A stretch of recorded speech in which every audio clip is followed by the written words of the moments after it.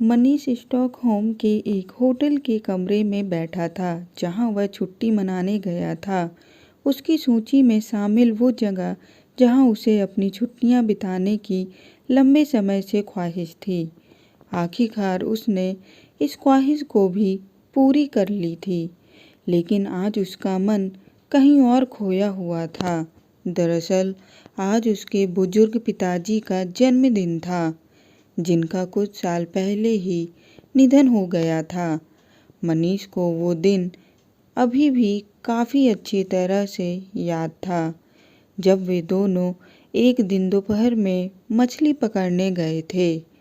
चारा डालने के बाद जब वे दोनों लोग बड़े ही शांत मन से मछली के फंसने का इंतजार कर रहे थे, तभी मनीष ने बहुत ही असमान ढंग से अपने पिता से पूछा कि पिताजी, अब तक की पूरी जिंदगी में आपको सबसे खास उपलब्धि क्या रही है? ये तो बहुत ही साधारण सी बात है। मेरी जिंदगी की सबसे खास उपलब्धि तुम हो, उन्होंने जवाब दिया था।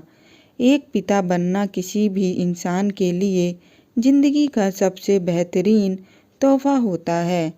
इस पर मनीष ने अपनी असहमति जताते हुए कहा था, लेकिन मैं नहीं चाहता कि कभी भी एक पिता बनूं। मैं अपनी ज़िंदगी वैसे ही जीना चाहता हूँ जैसे अभी चल रही है, और मेरे पास आने वाले समय में कुछ करने के लिए बहुत सारी प्लानिंग है, जैसे पूरी दुनिया की यात्रा करना। उसकी बातें सुनकर मनीष के पिता थोड़ा मुस्कुराए, पर उन्होंने इस मुद्दे पर कुछ नहीं बोला। उनके मन मस्तिष्क में फिलहाल वही बात घूम रही थी, जब वे भी मनीष की तरह ही कभी ऐसा ही सोचते थे। एक दिन तुम भी दुनिया की रीत समझ जाओगे, उन्होंने मनीष से कहा, और मछली मारने में अपना पूरा ध्यान लगाने लगे। अपने पिता की कही बात आज भी मनीष के दिलो दिमाग में यादगार के रूप में मौजूद थी। उसने मोबाइल में मौजूद अपने पिताजी के पुराने फ़ोटो देखा। फिशिंग के दौरान उसने यह तस्वीर खींची थी। मनीष अपनी सोच में डूब गया।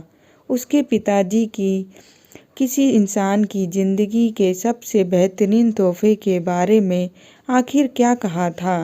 मनीष उन जगहों के बारे में सोच रहा था जहां कभी वह घूमने गया था, जहां जमकर खूब पार्टियां की थीं, और अपने पैसे की बदौलत वो विलासमय जीवन जी चुका था। लेकिन उसे अब यह बात समझ में आ गई थी कि आखिर उसकी ज़िंदगी के मायने क्या हैं। पिताजी, आप बिल्कुल सही कहते थे, मनीष ने मन ही मन कहा। इतना कहते ही उसका गला भर आया। अचानक से मनीष की चेतना उस समय भंग हो गई जब सुमित ने उसे पुकारा, डैड, आप अब चलिए। आपने मुझसे वादा किया था मछली पकड़ने आप मुझे भी अपने साथ ले जाएंगे। इसके बाद मनीष ने अपनी फिशिंग रॉड और कार की चाबी उठाई और दोनों पार्किंग की तरफ चल पड़े।